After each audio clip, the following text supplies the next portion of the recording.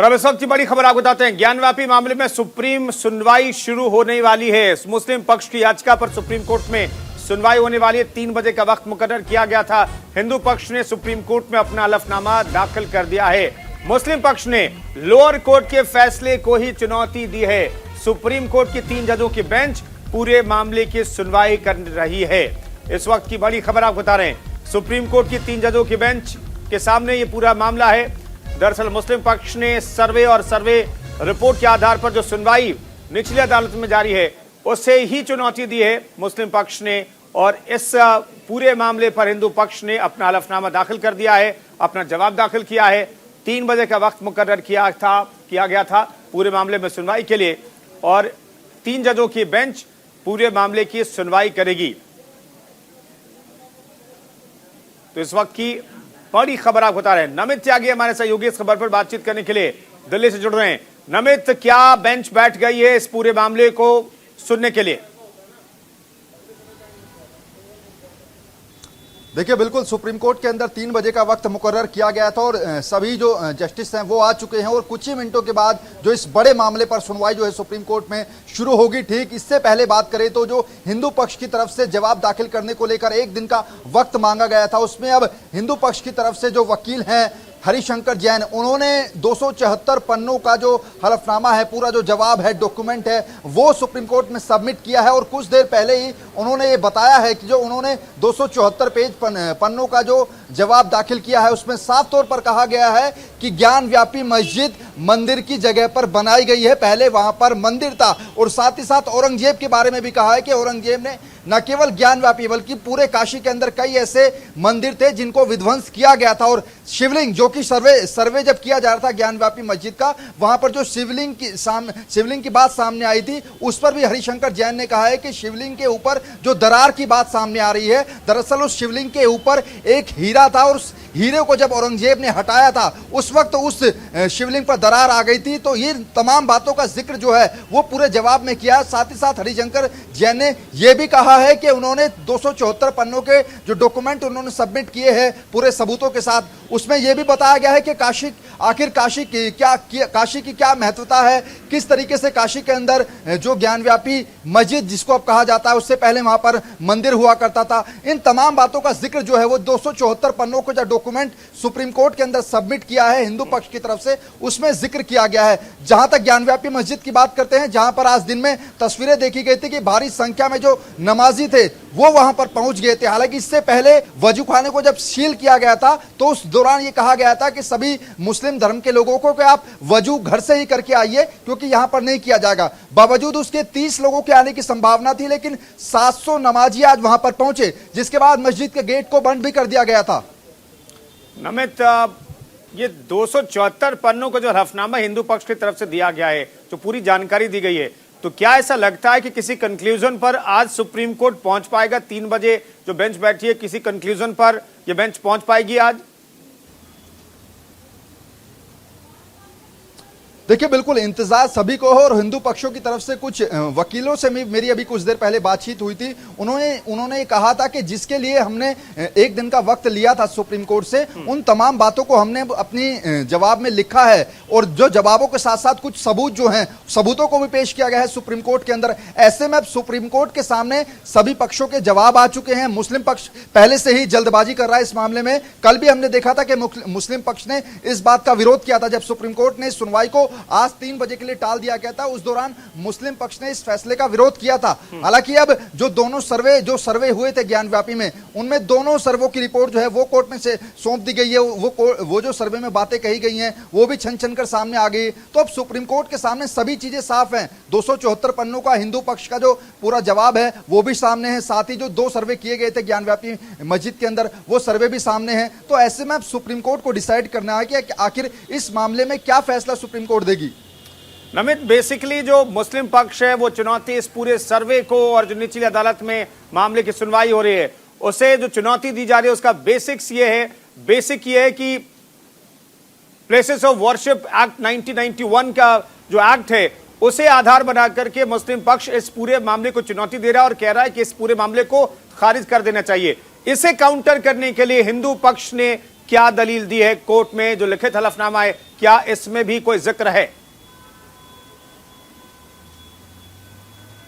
देखिए, बिल्कुल मुस्लिम पक्ष ने जो याचिकाएं सुप्रीम कोर्ट के अंदर लगाई थी उसमें दो बातों का जिक्र किया गया था। पहला ये कि 1991 एक्ट का जो हवाला था वो मुस्लिम पक्ष की तरफ से दिया गया था। साथ ही साथ जो निचली कोर्ट के तमाम जो आदेश हैं, चाहे हम सर्वे की बात करें, उन सभी आदेशों को रद्द करने की याचिका सुप्रीम कोर्ट में मुस्लिम पक्ष की तरफ से लगाई गई थी। अब 274 पन्नों का जो हल्फनामा सुप्रीम कोर्ट के अंदर हिंदू पक्ष ने दिया है उसमें उन्हीं बातों का जिक्र किया गया है कि 1947 से वहां पर मंदिर के निशान थे। और जो सर्वे के अंदर भी रिपोर्ट आई है, अगर हम बात करें, विशाल सिंह ने जो रिपोर्ट पेश की है कोर्ट के अंदर, उस सर्वे रिपोर्ट में भी यह कहा गया है कि वहां पर स्वास्तिक के निशान देखे गए थे, त्रिशूल का निशान देखा गया था। और जो प्राचीन मंदिर है, यानी कि मस्जिद से पहले वहां पर प्राचीन मंदिर हुआ करता था, इस तरीके की संभावनाएं जो है वो सर्वे में भी देखी गई हैं। तो कोर्ट के, सुप्रीम कोर्ट के सामने सभी बातें सामने क्लियर हो चुकी हैं। ऐसे में अब सुप्रीम कोर्ट को सोचना है कि आखिर वो फैसला क्या सुनाएगा, क्योंकि आज जो 274 पन्नों का हल्फनामा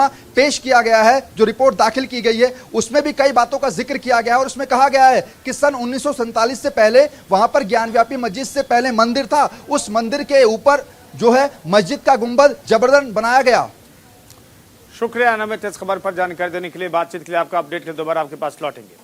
तो एक और बड़ी खबर आपको बताते हैं इस वक्त की। नवजोत सिद्धू को सुप्रीम कोर्ट से बड़ा झटका लगा है। सुप्रीम कोर्ट का सिद्धू की याचिका पर तुरंत सुनवाई से इनकार की खबर है। सिद्धू ने सरेंडर के लिए वक्त मांगा था, स्वास्थ्य कारणों का हवाला देकर के वक्त मांगा था सिद्धू ने, लेकिन ये वक्त नहीं मिल सकता सिद्धू को, क्योंकि तुरंत सुनवाई से सुप्रीम कोर्ट ने इनकार कर दिया है। रोड रेज केस में सिद्धू को 1 साल की सजा का ऐलान कल ही किया गया था, लेकिन इस सजा से बचने के लिए, जेल जाने से बचने के लिए उन्होंने सुप्रीम कोर्ट में अपील की थी कि उन्हें थोड़ा वक्त दिया जाए, लेकिन तुरंत इस पूरे मामले में सुनवाई से सुप्रीम कोर्ट ने साफ इनकार कर दिया है। सत्येंद्र हमारे सहयोगी इस खबर पर बातचीत करने के लिए सीधे जुड़ रहे हैं। सत्येंद्र, अब सिद्धू के पास क्या ऑप्शन है? क्या वो सरेंडर करेंगे? जेल जाना या आखिरी ऑप्शन बच गया उनके लिए? मैं यहाँ पे बताना चाहूंगा कि नवजोत सिंह कुछ देर में पटियाला कोर्ट के लिए शायद रवाना हो सकते हैं, क्योंकि आज उनको जमानत नहीं मिली और उनकी कोर्ट केस में सुनवाई नहीं हो पाई है। क्योंकि अगर आज सुनवाई नहीं होती है तो उनकी मुश्किलें बढ़ती जाएंगी, क्योंकि 23 मई से लेकर 10 जुलाई तक कोर्ट की छुट्टियां हो रही हैं, तो उसमें उनकी मुश्किल काफी बढ़ सकती है। और हो सकता है कि आज वो पटियाला कोर्ट में सरेंडर करते हैं और आज ही उनको जेल जाना पड़ सकता है। कुंदन, तो इसके अलावा कोई ऑप्शन नहीं है सिद्धू के पास? सही सवाल पूछ रहा हूं मैं सत्येंद्र आपसे।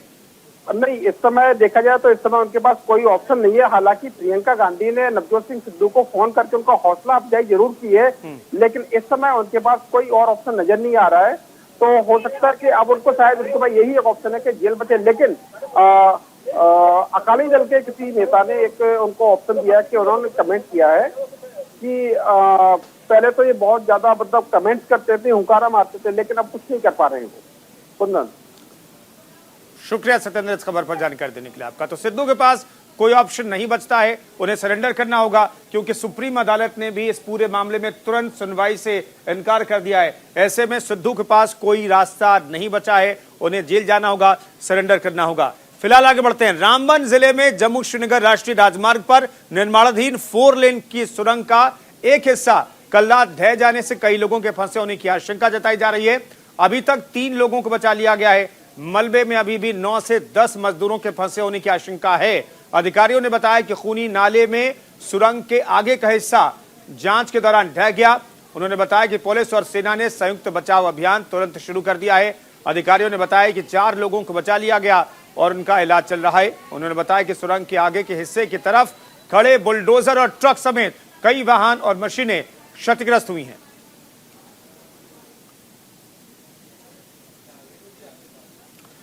अब जम्मू में हनुमान चालीसा को लेकर के विवाद हुआ है। साइंस कॉलेज परिसर में हनुमान चालीसा पढ़ने पर छात्रों को गिरफ्तार किया गया है। दरअसल कॉलेज परिसर के साथ लगती एक मजार में नमाज पढ़ी जाती है, जिससे छात्रों की पढ़ाई करने में परेशानी होती है, ऐसा दावा किया जा रहा है। हालांकि कई बार कॉलेज प्रबंधन की इसकी शिकायत की गई प्रबंधन से, लेकिन कोई भी कार्रवाई नहीं होने के बाद आखिरकार कॉलेज के छात्रों ने खुद ही फैसला किया कि वो भी अब परिसर में हनुमान चालीसा पढ़ेंगे, जिसके बाद विवाद बढ़ा और कुछ छात्रों को हिरासत में भी लिया गया।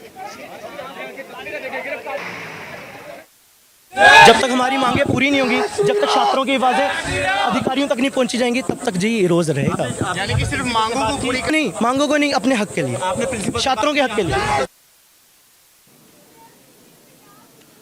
जयपुर में बीजेपी के राष्ट्रीय पदाधिकारियों की बैठक चल रही है। पीएम मोदी ने वर्चुअली पार्टी के पदाधिकारियों को संबोधित भी किया है। इस दौरान पीएम ने पदाधिकारियों को कहा कि वो अपना लक्ष्य पूरा करने का संकल्प लें, अगले 25 साल का लक्ष्य तय करें। पीएम ने यह भी कहा कि सबका विकास ही हमारा मंत्र है। उन्होंने ये भी बताया कि बीजेपी से देश के लोगों की बड़ी उम्मीदें हैं, जिसे हमें पूरा करना है।